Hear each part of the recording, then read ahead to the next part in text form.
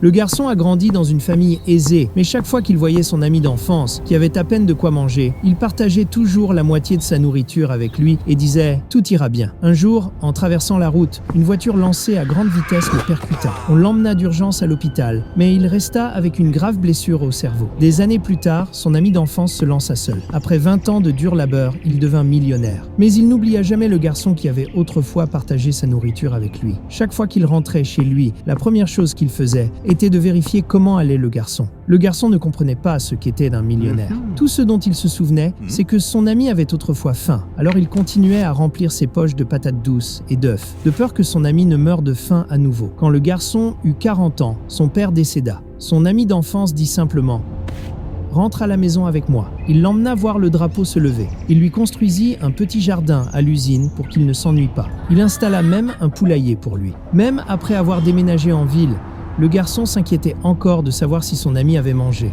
Un jour, pendant une réunion, le millionnaire le vit entrer. Il essaya de lui faire signe de ne pas entrer, mais l'homme ne comprit pas. Il s'approcha de la table, y posa un œuf fraîchement bouilli et commença à le nourrir.